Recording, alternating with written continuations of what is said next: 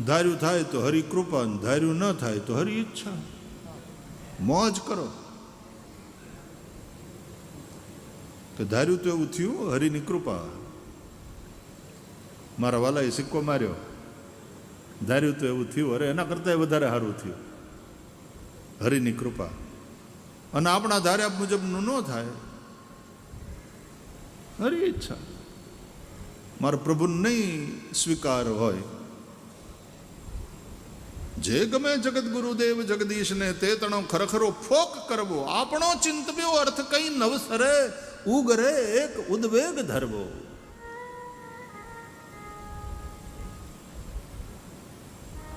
ભક્તિના માર્ગમાં, નવધા ભક્તિમાં સર્વોત્કૃષ્ટ જે પરિણતિ છે એ છે આત્મનિવેદન.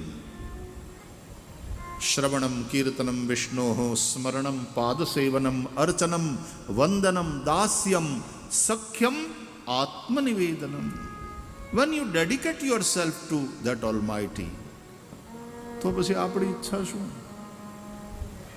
Thy shall be done. Hari ઈચ્છા. આવા આત્મનિવેદિત સાધુઓ કયા કરે, જય શ્રી રામજી કી ઈચ્છા. બાપુ જમવા આવશો અમારે ઘેર? આ જાएंगे, રામજી કી ઈચ્છા છે.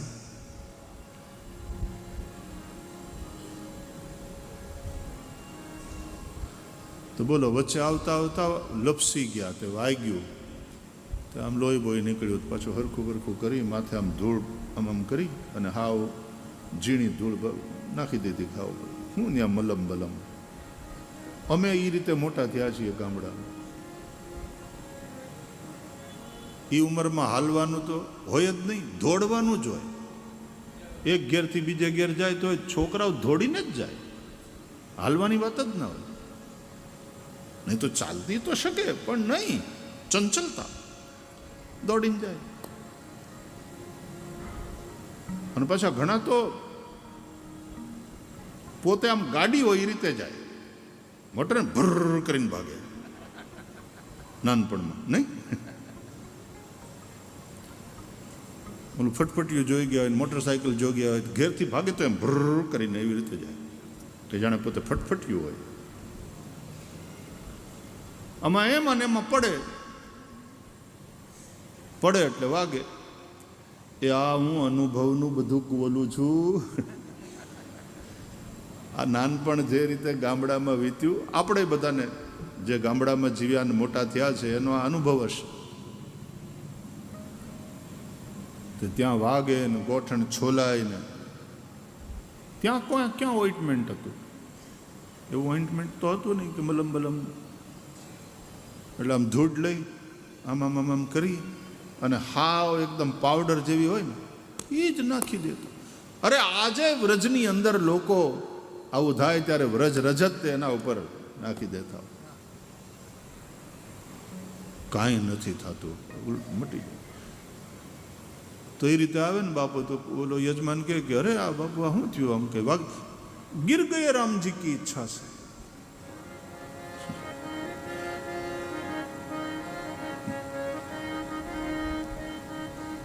રામજી કી ઈચ્છા છે.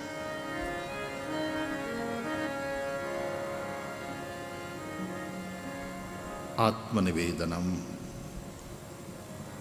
પ્રભુ તારી મરજી. અને પાછું હસતા મોઢે.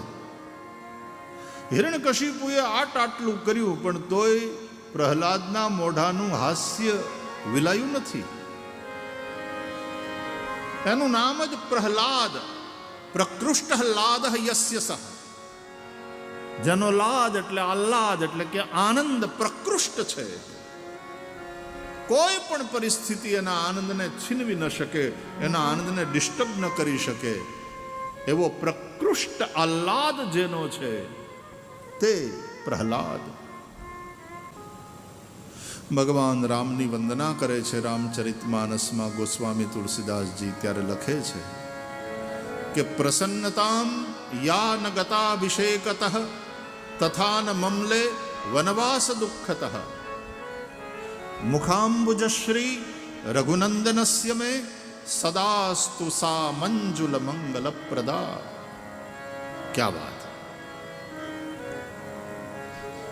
રાજ્યાભિષેકની વાત સાંભળીને જે ફૂલાઈ ન ગયા, હરખાઈ ન ગયા. ઘણા એટલા બધા છીછરા હોય ને તરત હરખ પદુડા થાય.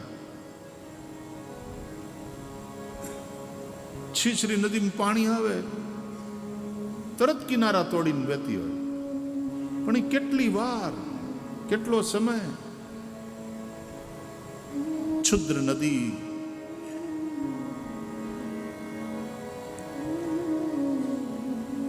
ભલી ચલી તો રાઈ.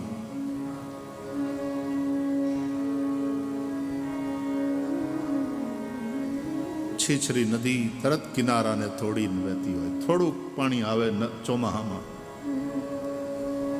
એમ છીછરા માણસની પાસે સંપત્તિ આવે, એને સન્માન મળે, એને પદ મળે, પ્રતિષ્ઠા મળે, ત્યાં તો મર્યાદાના કિનારા તોડવા માંડે. પણ કેટલા દી આ બધું? એ 4 દિન કી ચાંદની. સજલ મૂલ जिन सरितन नाही बरसी गए पुनि बारी सुखाही। જેના મૂળ સજલ ન હોય, જે નદીના મૂળ હાચા ન હોય, વધી વધીને ચોમાસામાં વહેતી હોય 2 મહિના 4 મહિના, માગશર આવે ત્યાં તો હુકાઈ ગઈ હોય. કેમ? એના મૂળ સજલ નથી, એના મૂળ સાચા નથી.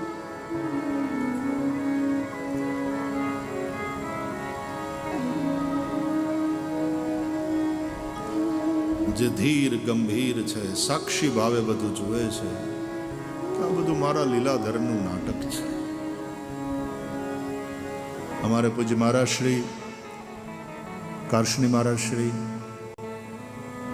એમના મુખે આ વાત, આ શબ્દ અનેક વાર સાંભળવા મળે કે બેટા એક નાટક મેં ગયે થે.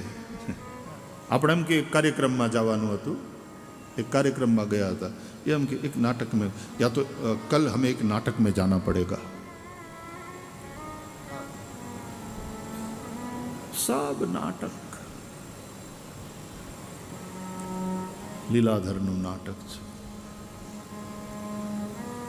નાટકની વાત આવે ને, ઓશોનું વાક્ય યાદ આવે કે નાટકમાં જે અભિનય કરે, બોલે अभिनय करो तो ऐसे करो जैसे जी रहे हो, तो अभिनय में जान आएगी, और जियो तो ऐसे जियो जैसे नाटक कर रहे हो, तो अलिप्त अनासक्त रहोगे. કેટલી સરસ વાત છે, કેટલી સરસ વાત. નાટક કરતી વખતે નાટકના પાત્રો એ રીતે પાત્ર ભજવે કે જાણે જીવાઈ રહ્યું છે.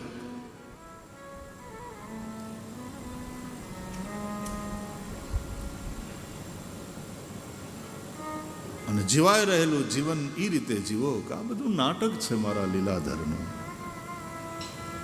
સત્ય તો માત્ર ને માત્ર પરમાત્મા છે, બ્રહ્મ છે, બ્રહ્મ સત્યમ.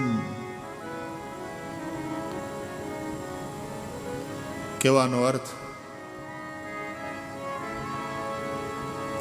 पहली बात, कोई कुछ नहीं कर रहा, सब हो रहा है. और जब सब हो रहा है तो उसमें कर्ता भाव से क्यों इन्वॉल्व हो रहे हो? હું કરું એ જ અજ્ઞાન. તમે શ્વાસ લ્યો છો કે શ્વાસ ચાલે છે?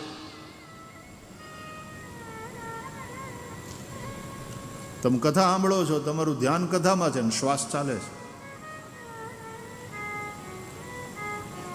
તમે જમતા હો છો, તમે બીજા કામ કરતા હો છો, શ્વાસ ચાલે છે.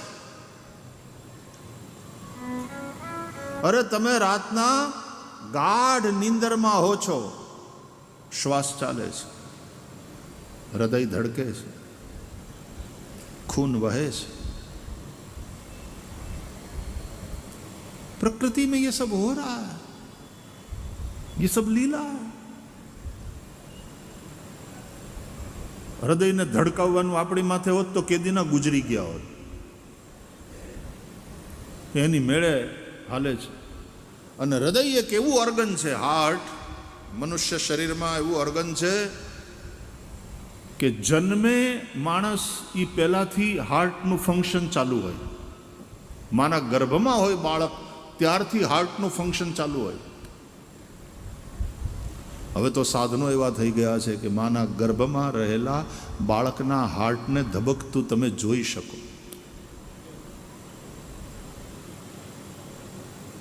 दिन रात हार्ट अपना काम करता है.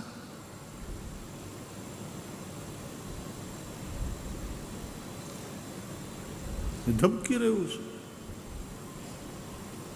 આપણે તો એટલું કરીએ, ભજીયા ખાઈ ખાઈ તળેલું ખાઈ ખાઈને બેઠાડું જીવન, ને પછી કોલેસ્ટ્રોલ હાઈ,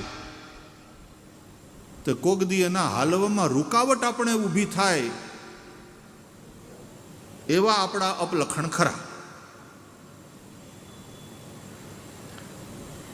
બાકી હાર્ટ ધડકે છે, શ્વાસ ચાલે છે. પછી ડોક્ટર પાસે જાઓ ને સ્ટેથોસ્કોપ અહીં મૂકીને એમ કે જરા ઊંડા શ્વાસ લ્યો, ત્યારે પછી તમે કર્તૃત્વ ભાવથી શ્વાસ લ્યો ઊંડો. બાકી નહીં તો ઊંઘમાં શ્વાસ ચાલે જ છે. એટલા માટે જરાક और તત્વજ્ઞાનની દ્રષ્ટિએ કે ઓર થોડુંક ચિંતન કરીએ તો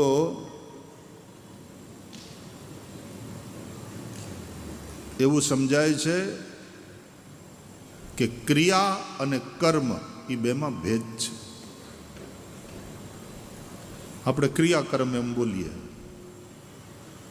ક્રિયા અને કર્મમાં ભેદ છે. ક્રિયા પ્રકૃતિના સહજ સ્વભાવ રૂપ થઈ રહી છે. सब हो रहा. क्रिया का मतलब है हलचल, लेकिन हमारे चलते नहीं, प्रकृति में हलचल हो रही है. एक टोप में पानी हो, एक बकेट में पानी हो ने तो आम स्थिर ज होय, પછી તમારે એની અંદર આમ એને હલાવો ને તો પછી પાણી આમ થોડું હિલોળે ચડે, કે એમાં ક્યાંક ડોયો બોયો નાખીને હલાવો તો નહીં તો શાંત હોય પાણી.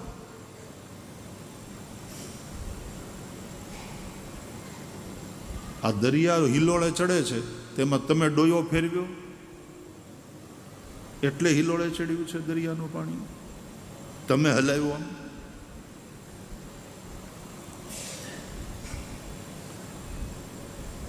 क्रिया का मतलब है प्रकृति में हलचल. ये जो त्रिगुणात्मिका प्रकृति है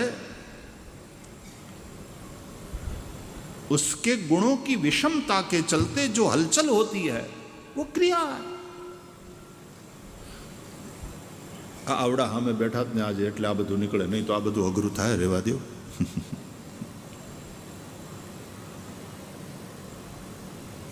પણ આ બધા અધ્યાત્મમાં રુચિવાળા લોકો બેઠા. ત્રિગુણાત્મિકા પ્રકૃતિ છે અને પ્રકૃતિના એ ગુણો સત્વ રજસ અને તમસ એની વિષમતા થાય એ જે હલચલ છે એનું નામ ક્રિયા. હૃદય ધડકે છે એ તમારું કર્મ નથી, એ પ્રકૃતિનું રૂપ છે જે તમારું શરીર, એમાં થઈ રહેલી ક્રિયા છે. શ્વાસ ચાલે છે, ક્રિયા છે. આ દિવસ રાત થાય છે કંઈ તમે પંખો ચાલુ કરો ને પંખો બંધ કરો અને લાઇટ ઓન કરો ને લાઇટ ઓફ કરો એમ નથી. એ પ્રકૃતિના સહજ સ્વભાવ રૂપ ક્રિયા થઈ રહી છે. प्रकृति के गुणों में हलचल.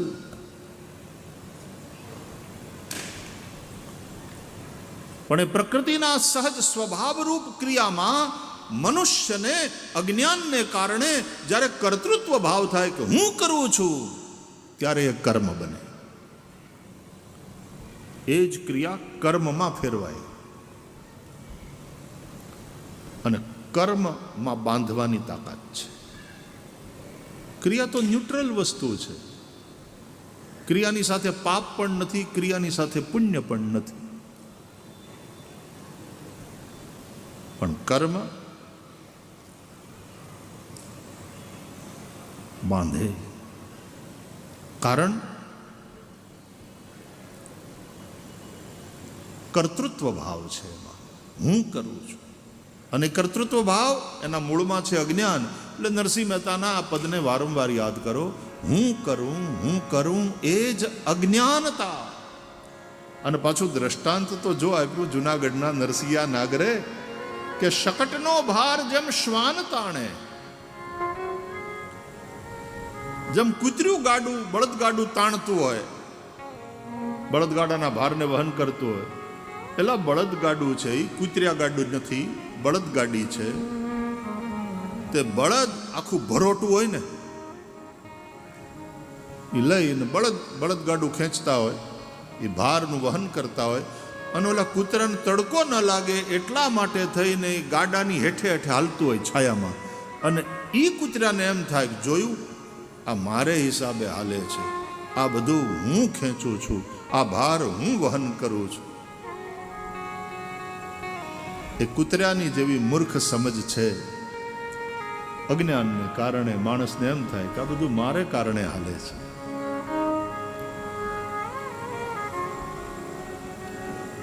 ઘણા એમ કે ને હું વયો જાય પછી શું થાય આ બધાનું. અને એને હાથ પકડી બાવડું પકડીને અહીંયા તો પછી પાણીની ભરેલી બાલટી હોય ને એમાં કે આંગળી નાખી, એને આંગળી નાખી, હવે કાઢી નાખી, આંગળી લઈ લે, બહાર કાઢી લીધી. હવે આમાં જો ખાડો પડ્યો,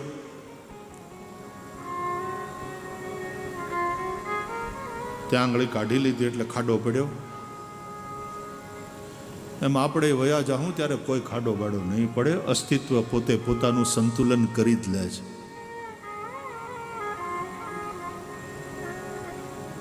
હું વયો જાય પછી આ બધાનું શું થાય? જલસા કરશે, લાડવા ખાય તારી વાંહે. તું જાતો ખરો અને પછી ઉપરથી આમ આસમાનમાં ફાંકું પાડીને જોવાય તો જોજે કે આ બધા શું કરે છે. લાડવા ઉડાવતા હશે, જલેબીઓ ખાતા હશે, ફાફડા ગાંઠિયા ખાતા હશે અને પાછા દુનિયા વખાણ કરશે, બાપાનો દાડો હારો કર્યો, છોકરાઓ બાપાનો દાડો હારો કર્યો. 3 તો મિષ્ટાન ખવડાવ્યા ભાઈ, 2 ફરસાણ. છોકરાઓ દાડો બહુ સારો કર્યો.